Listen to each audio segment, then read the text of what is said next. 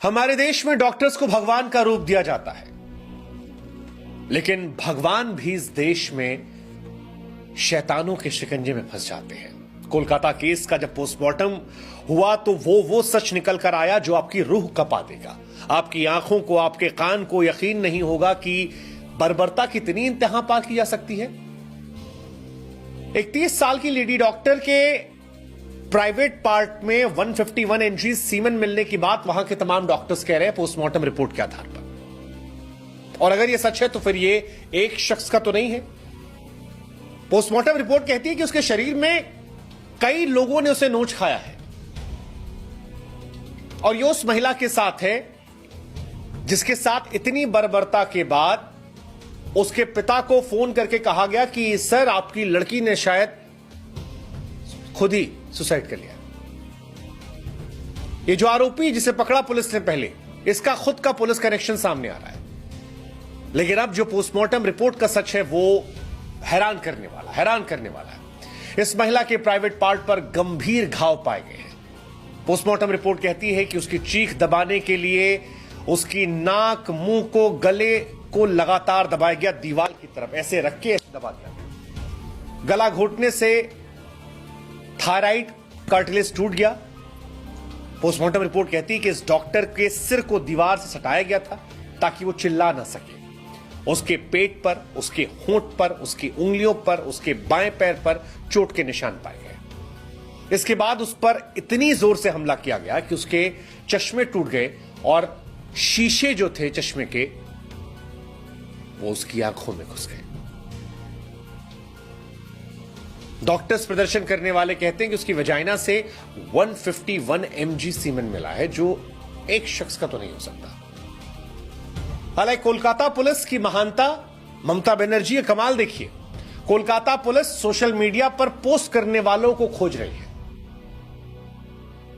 इस घटना के बाद तमाम उन पर आरोप लगे, लेकिन उन आरोपियों को पकड़कर इंसाफ दिलाने के बजाय वो सोशल मीडिया पर बैठकर नोटिस पे नोटिस भेज रही है। तुमको नोटिस, तुमको नोटिस, तुमको नोटिस। तुमने ये बात ये क्यों कह दी, तुमने ऐसी क्यों कह दी। पश्चिम बंगाल की मुख्यमंत्री ममता बनर्जी खुद अपने खिलाफ प्रदर्शन कर रही हैं, जबकि वो वहां की चीफ मिनिस्टर है, होम मिनिस्टर है, हेल्थ मिनिस्टर है, और इसके बावजूद सड़क पर निकलकर वो प्रोटेस्ट कर रही है। किसके खिलाफ? ममता बनर्जी के खिलाफ। और ये जो आरोपी पकड़ा गया है, क्या आप जानते हैं कि इसने पुलिस से पूछताछ में अपना गुनाह कबूल किया और उसने कहा उसे कोई पछतावा नहीं है, आप जो चाहो सजा दे दो। अभी मामला सीबीआई के पास है, लेकिन सीबीआई के लिए भी इतना आसान नहीं होने वाला, क्योंकि सीबीआई को पता ही नहीं है इस घटना में कितने लोग शामिल हैं। 5 लोगों की ड्यूटी थी। पोस्टमार्टम रिपोर्ट में ज्यादा लोगों का जिक्र हुआ है। सीबीआई को सबसे पहले तो यही पता करना है कि भाई कितने लोग इसमें शामिल थे, फिर सबूत जुटाना है। अब डॉक्टर्स जो हड़ताल कर रहे हैं वो कह रहे हैं कि यार इस जगह को सील ही नहीं किया गया, सेमिनार हॉल को खुला छोड़ दिया गया था, सीसीटीवी वहां नहीं है। ऐसे में सीबीआई के लिए मौके सबूत जुटाना आसान नहीं है। स्थानीय पुलिस अधिकारियों की तरफ से कहा जा रहा है कि कोऑर्डिनेशन बहुत अच्छा रहा नहीं है। ममता सरकार नहीं बल्कि हाईकोर्ट ने ये केस जो है ये सीबीआई को सौंपा है। और सीबीआई को जो फिलहाल लक्षण है उसे देखकर बड़ा मुश्किल है कहना कि सपोर्ट जो है वो 100% मिलेगा, न्यूट्रल तरीके से सपोर्ट किया जाएगा और उससे आसानी होगी।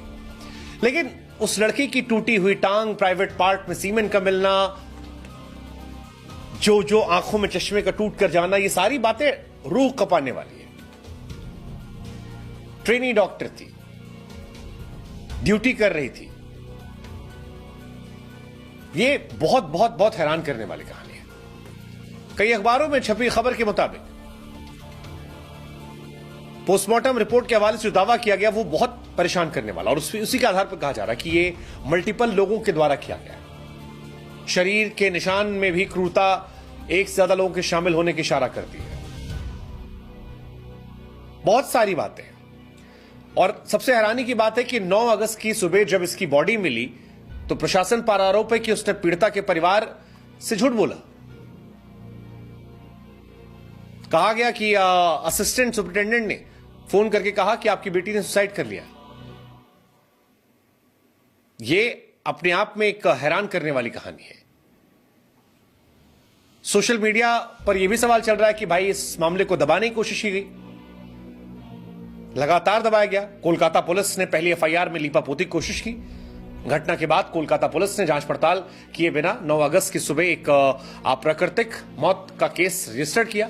हालांकि बाद में महिला डॉक्टर के पिता और मां की शिकायत के बाद इस मामले में रेप और मर्डर केस दर्ज किया गया। फिर इस आरोपी का पुलिस से कनेक्शन आ रहा है। संजय रॉय इसका नाम है।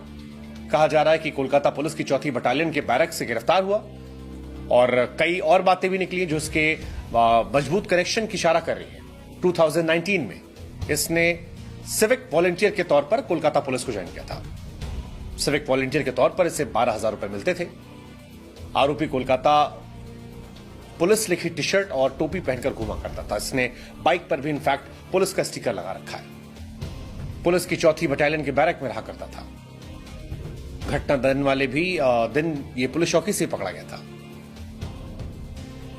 पोस्टमार्टम रिपोर्ट के बारे में आपको बताया है हमने।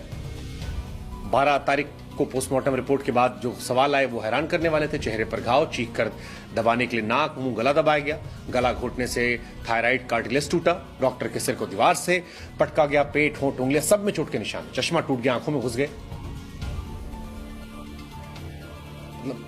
बहुत हैरान करने वाली चीज है। पोस्टमार्टम रिपोर्ट में कई बार पेनिट्रेशन के संकेत मिले हैं, यानी मल्टीपल लोगों ने इसके साथ क्रूरता की है। और 5 दिन बाद भी पुलिस सिर्फ एक आदमी को पकड़ पाई थी। अभी भी चल रहा है कि सबूतों से छेड़छाड़ की जा रही है।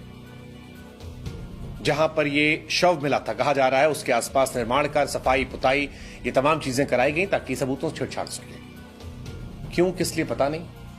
उधर ममता बनर्जी प्रोटेस्ट कर रही है, सड़कों पर निकल रही है। किसके खिलाफ, पता नहीं।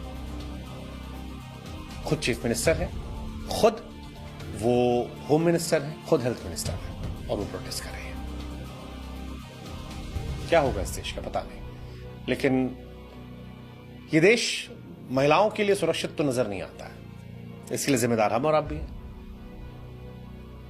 हमारे देश में आज भी लोगों की नजर कपड़ों पर है। कपड़े कम है तो लड़की गलती है। हालांकि अनगिनत उदाहरण ऐसे हैं जहां पर कहीं परिवार में पिता ने, कहीं पर रिश्तेदार ने, कहीं पर वर्क प्लेस पर, कहीं पर घर लौटते, कहीं पर सोते हुए महिलाओं के साथ घटनाओं को अंजाम दिया गया है। फिलहाल पूरा देश एक साथ इस खबर को लेकर नाराजगी जता रहा है। उम्मीद कर रहा है कि इस घटना को लेकर शायद हमारा समाज जगेगा, शायद इन्हें कठोर सजा मिलेगी। मिलेगी, नहीं मिलेगी, पता नहीं। लेकिन फिलहाल देश में आक्रोश है। हालांकि आक्रोश हमने पहले भी निर्भया में देखा था, लेकिन निर्भया को बीते 12 साल हो गए और 12 साल में इस देश में कुछ नहीं बदला। क्योंकि जब हम और आप ये खबर पर चर्चा कर रहे हैं तभी उत्तराखंड में ऐसी घटना और हुई जिसने फिर ये एहसास कराया काफी कुछ बदले जाने की जरूरत है।